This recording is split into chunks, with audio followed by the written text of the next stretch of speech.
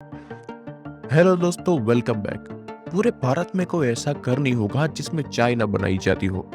और ज्यादातर भारतीय लोगों के दिन की शुरुआत ही चाय के बिना नहीं होती। एक गर्म चाय की प्याली अगर सुबह सुबह मिल जाए तो मूड अपने आप ठीक हो जाता है। कई लोगों के लिए ये चाय एक एनर्जी बूस्टर का काम करती है। लेकिन आज भी हम में से कई लोग नहीं जानते कि चाय की दानेदार पत्तियां जो चाय को अलग रंग और स्वाद देती है वो बनती कैसे है। ज्यादातर लोग चाय को पीना पसंद करते होंगे। चाय का जिक्र तो हमारे आयुर्वेद में भी है। और आज दुनिया में पानी के बाद सबसे ज्यादा पी जाने वाली चीज चाय ही है। अगर आप भी चाय के शौकीन हैं तो जानना चाहते हैं कि अगर आखिर ऐसे बड़े बड़े टी गार्डन के भरे भरे पौधों में ये चाय की पत्ती आपके किचन तक पहुंचती कैसे है, तो इस वीडियो को अंत तक जरूर देखिएगा दोस्तों। क्या आपको पता है कि कितने प्रकार की चाय होती है? चाय की पत्ती कैसे बनाई जाती है? चाय का उपयोग कहाँ पे होता है? चाय के क्या क्या फायदे हैं और क्या क्या नुकसान है? अगर नहीं पता तो इस वीडियो को बिना स्किप किए अंत तक जरूर देखना दोस्तों, क्योंकि इन सारे सवालों के जवाब आपको इस वीडियो में मिल जाएंगे, ताकि आप चाय के बारे में ज्यादा से ज्यादा जान सके और उससे होने वाले नुकसान के बारे में भी जान सके।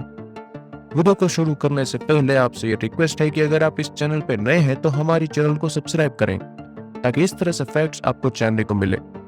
तो आइए वीडियो को शुरू करते हैं और जानते हैं चाय के प्रकार के बारे में।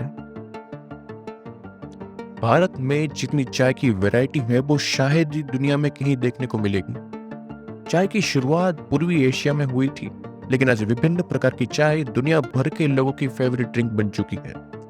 वैसे तो चाय के कई प्रकार होते हैं, जैसे कि green tea, black tea, white tea, oolong T,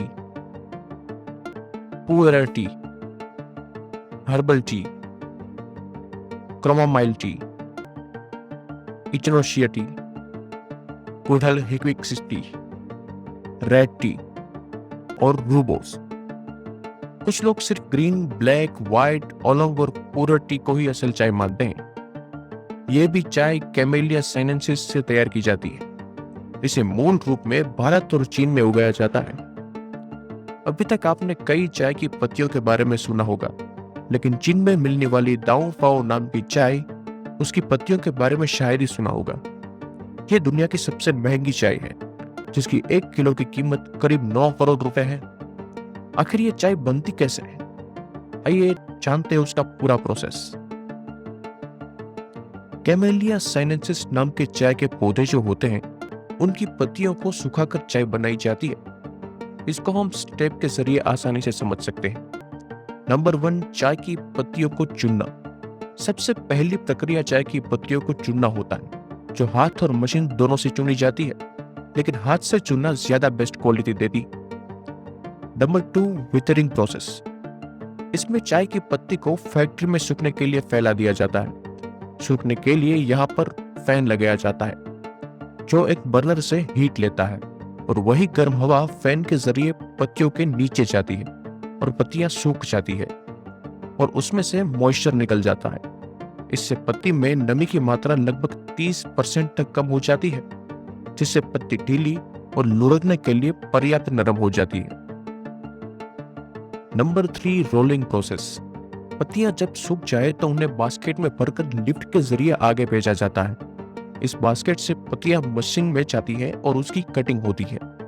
आप देख सकते हैं कि यहाँ की किस तरह से ये कटिंग होती है। ये सारी प्रोसेस मशीन से होती है।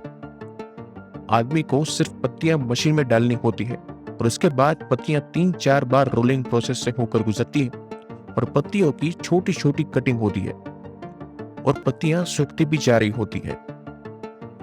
Number 4, fermentation process. ऑक्सीडेशन प्रक्रिया में ऑक्सीकरण के परिणाम स्वरूप पत्तियां भूरे रंग की हो जाती हैं और उनके स्वाद की तीव्रता बढ़ जाती है। स्वाद में विशिष्ट तीव्रता लाने के लिए चाय निर्माता पत्तियों के ऑक्सीकरण की मात्रा को नियंत्रित करते हैं। ऑक्सीकरण के कारण पत्तियां एक पूर्ण परिवर्तन से गुजरती है और एक सुगंध और स्वाद प्रदर्शित करती है। पूरी तरह से ऑक्सीकृत चाय में एमिनो एसिड और लिपिड पूरी तरह से टूट जाते हैं, जिससे पत्तियां काली या भूरी हो जाती हैं। ऐसी चाय में स्वाद अधिक तेज और प्रभावशाली होता है। Number 5, drawing process.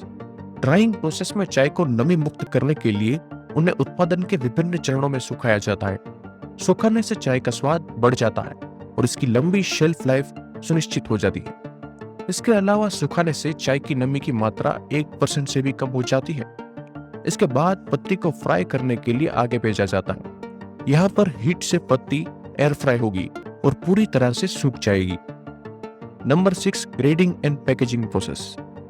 सूखने के बाद उसको आगे भेजा जाता है और ये सारे मशीन से गुजर से उसे ग्रेडिंग के हिसाब से अलग कर दिया जाता है और अलग अलग ड्रम से इकट्ठा किया जाता है और चाय को अलग अलग बोरियों में भर के पैक कर दिया जाता है, जो इस वीडियो में आप देख सकते हैं।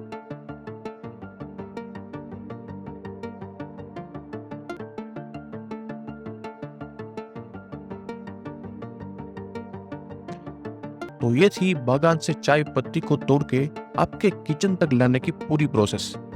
आइए अब जानते हैं कि चाय का उपयोग कैसे और कहां पर होता है। दूध की चाय बनाकर पिया जा सकता है। इसके लिए दूध, चाय पत्ती और शक्कर का उपयोग कर सकते हैं। कैफीन की मौजूदगी के कारण चाय पत्ती का प्रयोग डार्क सर्कल को दूर करने के उपाय के तौर पर भी किया जा सकता है। इसके लिए इस्तेमाल किए गए टी बैग को आंखों पर कुछ मिनट के लिए रखा जा सकता है। हर्बल चाय में आइस क्यूब डालकर आइस टी का आनंद भी लिया जा सकता है। सर्दी खांसी से राहत पाने के लिए अदरक, तुलसी और इलायची युक्त चाय का सेवन कर सकते हैं। काली मिर्च और दालचीनी के उपयोग के साथ बनाई गई चाय को काढ़े के रूप में ले सकते हैं। ग्रीन टी के फायदे बालों को स्वस्थ रखते हैं। इसके लिए ग्रीन टी से बालों को धोया जा सकता है। चाय को दुनिया भर में पसंद किया जाता है। इसके दीवाने इसे विभिन्न रूपों में लेना पसंद करते हैं। कमाल की बात तो यह है कि चाय पीने के फायदे जानने के लिए इस पर कई वैज्ञानिक शोध कर चुके हैं, जिससे इसकी लोकप्रियता और बढ़ी है।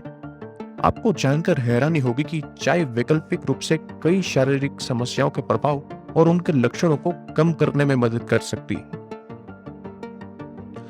तो आइए जानते हैं कि चाय के क्या क्या फायदे होते हैं। बीते कुछ सालों में पश्चिम के देशों में चाय को लेकर काफी रिसर्च की गई है। कई स्टडीज में यह दिखाया गया है कि स्वास्थ्य पर चाय का काफी सकारात्मक असर होता है, जैसे कि कैंसर के बचाव में चाय के फायदे। दरअसल चाय में पॉलीफेनोल्स पाए जाते हैं जो ट्यूमर कोशिकाओं को फैलने से रोक सकते हैं। NCBI यानी कि national centre for biotechnology information की वेबसाइट पर इसी संबंध में कई शोध उपलब्ध हैं। हृदय के लिए फायदेमंद है ये चाय। ग्रीन टी या ब्लैक का सेवन करने वाले लोगों में ब्लड प्रेशर, सीरम में लिपिड की मात्रा और डायबिटीज नियंत्रित रहती है। साथ ही कोलेस्ट्रॉल भी कम होता है, जिससे शरीर को हृदय रोग होने की संभावना बहुत ही कम हो जाती है। अर्थराइटिस में चाय के फायदे। ग्रीन टी और ब्लैक टी में एंटी इंफ्लेमेटरी गुण होते हैं, जो रूमेटाइड आर्थराइटिस के चलते जोड़ों में दर्द, कठोरपन और सूजन को कम करने में मदद करते हैं। डायबिटीज कम करने में चाय के फायदे। चाय इंसुलिन की सक्रियता को बढ़ाती है, जो ब्लड शुगर को नियंत्रित करने में मदद करता है। सिर दर्द में चाय के फायदे। दरअसल चाय में कैफीन की मात्रा पाई जाती है, जो सिर दर्द के असर को कुछ कम कर सकती है। Anti ageing, antioxidant, anti inflammatory गुणों से भरपूर बढ़ती हुई उम्र के प्रभाव को कम करने में भी चाय लाभकारी है। ग्रीन और व्हाइट टी कोशिकाओं को डैमेज होने से बचा सकता है। काली चाय सुर्रियों से बचाव के मामले में त्वचा को सुरक्षा प्रदान कर सकती है। दरअसल चाय में एंटी इंफ्लेमेटरी गुण भी होते हैं, जो सूजन को दूर कर सकते हैं। NCBI की वेबसाइट पर प्रकाशित एक शोध के अनुसार शरीर को आवश्यक पोषक तत्वों की जरूरत को ध्यान में रखते हुए दिन में 2 से 3 कप चाय पी जा सकती है, क्योंकि चाय के अधिक सेवन के कारण कैफीन के नकारात्मक परिणाम भी सामने आ सकते हैं। चिंता और तनाव का कारण बन सकती है। एक स्वस्थ व्यक्ति प्रतिदिन 400 मिलीग्राम कैफीन का सेवन कर सकता है। इससे अधिक मात्रा में कैफीन का सेवन सिरदर्द और बेचैनी जैसी समस्याओं का कारण बन सकता है। चाय में मौजूद कैफीन की वजह से आपकी स्लीप साइकिल प्रभावित हो सकती है और आपकी नींद कमजोर हो सकती है। आयरन एब्जॉर्प्शन घटाती है। चाय में टेनिस नाम का एक कंपाउंड काफी मात्रा में पाया जाता है। इस कंपाउंड खासकर प्लांट फूड से आयरन एब्जॉर्प्शन कम कर देता है। अगर शाकाहारी खाने वाले व्यक्ति के शरीर में आयरन का लेवल कम है तो उसे अधिक चाय पीने से अधिक नुकसान हो सकता है।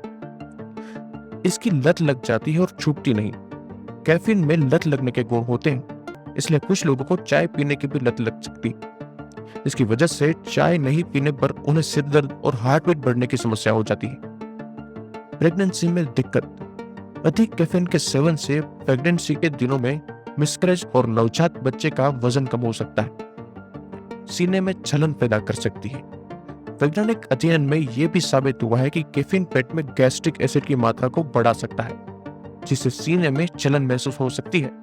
इसलिए एसिडिटी से जूझ मरीज को चाय का सेवन नहीं करना चाहिए। चाय के कुछ फायदे भी हैं और कुछ नुकसान भी है। आप दिन में कितनी चाय पीते हैं, कमेंट करके जरूर बताइएगा। अगर इस वीडियो से आपको कुछ सीखने को मिला, कुछ जानने को मिला हो, तो वीडियो को लाइक जरूर कर दीजिए और ऐसे ही दूसरे फैक्ट्स जानने के लिए हमारे चैनल को सब्सक्राइब करें। Thank you.